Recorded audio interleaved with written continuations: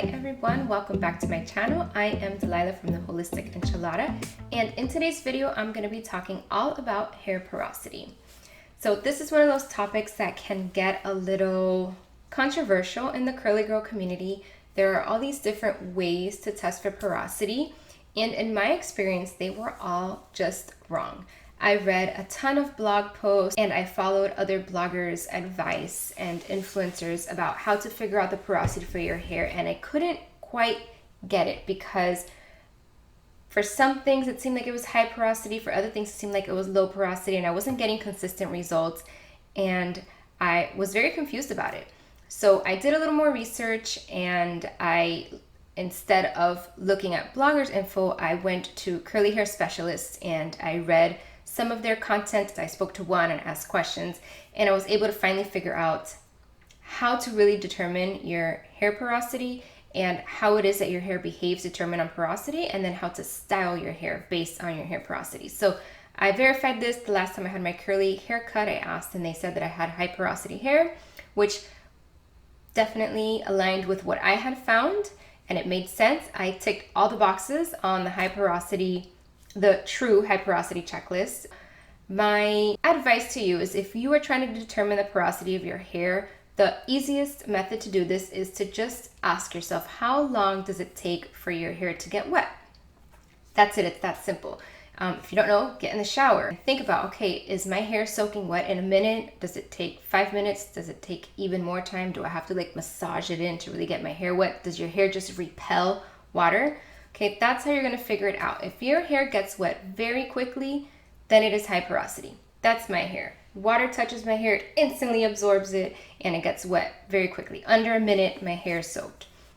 If it takes a little more, maybe 3 or 4 minutes, takes a little more time, then you're gonna be medium porosity. And if it takes even longer, a few more minutes, then you're gonna be low porosity. And for the most part, this isn't an exact thing, but for the most part, if you have wavy or slightly curly hair, you're going to be on the high porosity side, and as you increase to more kinky coily hair, it's going to be more low porosity.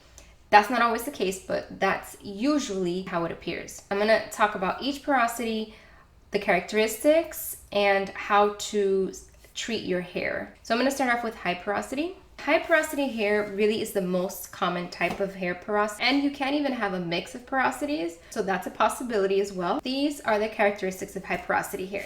Gets wet quickly. Your hair is very stretched out when it's wet. So for example, when I wet my hair, it goes completely straight. It absorbs product very easily. It often struggles with volume. That's not the case if you have a lot of hair or if you have really thick strands, but for the most part, it's going to struggle more with volume than low or medium porosity hair will. It usually dries quickly, but again, that also depends on density, how much hair you have. So that's not an exact. For the most part, it dries quickly, but that's not always the case. On the other hand, it can also dry slowly. And this is because the cuticles are just more open. So it's either going to absorb a lot of water and hold on to it, or it's going to release a lot of that water quickly. So it just depends on how your hair behaves. So drying time is really not a very good indicator of porosity. As you can see, it can dry quickly or it can dry slowly and still be high porosity. High porosity hair is also more prone to dryness and tangling. That is definitely the case with my hair. It tangles so easily. It also can get easily over moisturized. That's another thing that I struggle with, especially because my hair is also fine and low density. So if you have high porosity hair and you notice that you can tick off most of those characteristics that I just went over, then you're gonna wanna do the following. Deep condition regularly, but you don't want to overdo it, so not too much, but definitely be deep conditioning on a regular basis. That's going to be dependent, or how often you deep condition is going to be dependent on your hair. I deep condition once or twice a month. Some people do it once a week. Some people do it once a month. So play around with that and see what works for your hair, but you definitely need to be deep conditioning on a regular basis. Also, definitely use a leave-in conditioner. If your hair is like mine and it's really fine and low density, then look for an extremely lightweight conditioner like the spray conditioners from Evolve or the leave-in conditioner from Giovanni. With high porosity hair, you also have to be careful with products weighing down your hair. So things like butters and oils, they can really help because our hair is really dry, but they can also weigh down your hair. So you want to clarify often, especially if you're using those kinds of products, and you don't want to layer too much on. You want to start with a small amount and work your way up to make sure that you're not applying too much product and weighing down your hair. In addition to clarifying on a regular basis, you should use a low poo regularly, and you want to incorporate protein on a regular basis. So things like a rice water rinse, or a protein mask, or any protein treatment, or even products that have protein in them. I do have a post all about protein that I'll link below that you can check out. But definitely for high porosity, you want to be deep conditioning and clarifying and using protein on a regular basis, because our hair needs those three things to stay looking its best.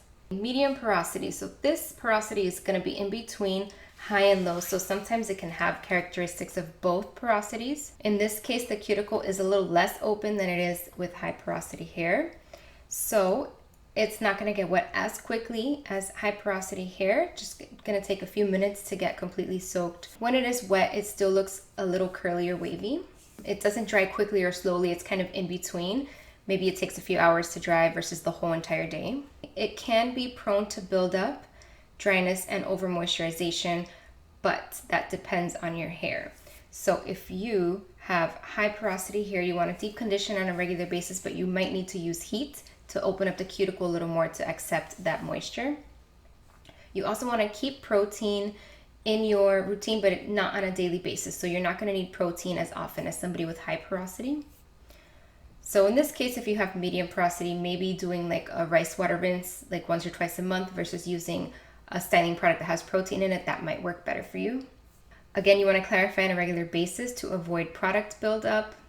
And you can co-wash or use a low poo. Either one works well for medium porosity hair. Okay. Low porosity hair, in my research, I found that it's the least common. Now, this type of hair takes a really long time to get wet. It can also take a long time to dry, but not necessarily. It looks almost exactly the same when it's wet as when it's dry. So this is another key indicator. If you wet your hair and it doesn't really look any different than when it was dry, then that is most likely going to be low porosity hair. Low porosity hair also does not absorb products easily or quickly. It can take a long time to process, especially if you're coloring. It is less prone to tangling, but it is very prone to buildup and also very prone to dryness. If you have low porosity hair, then when you deep condition, you have to use heat. That's the only way to get the cuticle to open up and accept that moisture, especially since low porosity hair is very prone to dryness. You need to deep condition much more often than other porosities and with heat. You also need to clarify often to avoid buildup. Because your hair is not absorbing product and it's kind of just sitting on top of the hair, it builds up very quickly, so you will need to clarify often. You also need to be careful with protein.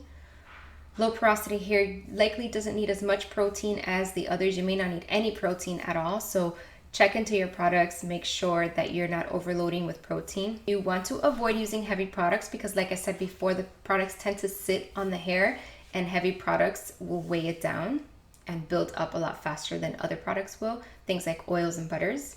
You also should use a low suds shampoo instead of co-washing, or you can alternate between the two, but co-washing is not going to remove the buildup that you're likely getting. So using a low poo is going to remove that buildup and really help your hair. Now, if you have damaged high porosity hair, and this is high porosity hair as a result of processing and coloring, in which you're going to see a lot of breakage in the hair, a lot of dryness and breakage, there's really not much you can do to that hair because it's already been damaged. So really you're going to have to cut it off. So if you don't want to cut it off, you can use some things that will soften the hair a little bit and kind of help you extend a little bit of time before you trim or cut off all that damaged hair. So sealing it with things like oils and butters, but if you're going to be using those kinds of products, then you need to remember to clarify. Also, protein treatments can really help fill the gaps in hair that is breaking like that. So that's really helpful. Find a nice, maybe a deep conditioner with protein in it you can use on a weekly basis, would really help with damaged high porosity hair. Now, another thing I want to mention before I finish this video is that your hair porosity can change throughout your life for many different reasons, not only from mistreating your hair and damaging it, but it can just change in periods of your life. So keep that in mind, and if you see that things are not working, your hair is not looking as good as it used to, or you were making a lot of progress and you're kind of at a roadblock, if you ever hit that point, your best bet is to clarify and deep condition before you do anything else, and then examine how your hair behaves and check into if you need to address porosity care or if maybe you're using the wrong types of products for your hair. Maybe they're causing buildup. You need to find products that are completely water soluble. Look into those different things. Don't just give up right away. Always stop, clarify, and decondition, and then reassess where you are. These porosity tips are really what helped me understand how to style my hair and what kinds of products work well with my hair. As you are well aware, there are so many products now for curly hair. There's curl creams and curl activators and curl butters and gels and mousses and all these different types of products. So sometimes you kind of don't know what's going to work well for your hair. So understanding the porosity of your hair and how certain products work with that porosity is really helpful for that. So when you consider styling products, for example, curl creams and custards are gonna fall more into the heavy products category that are better suited for like medium porosity and sometimes can work on high porosity. Lighter products like a gel are great for high porosity hair. Mousses, also great for high porosity hair. So it does help to understand that. I have all of this information written out in a blog post that I have linked below. And if you're very new to the curly girl method, you should not have watched this video because this is way too technical for a beginner. I would ignore this and start with the basics. Check out my basics video and check out my beginner's guide to the curly girl method. It is a 10-page download that goes over each step of the curly girl method, how to wash your hair, how to condition, how to style, how to make the style last a few days. And it talks about ingredients, which ingredients to avoid, that kind of thing. Also common terminology explained like scrunching, shake out the crunch, plopping, all those terms that you hear thrown around in the curly world. So that beginner's guide is great for anybody who's beginning or who just needs a little more clarification on the process and what the curly girl method is, what you can and can't do, what types of products to use, what's a co-wash, what's a low poo, that kind of thing. So you can go ahead and download that. I will link it below as well. And if you enjoyed this video and you would like more content on clean beauty and curly hair, then please subscribe to my channel. I will see you in the next video.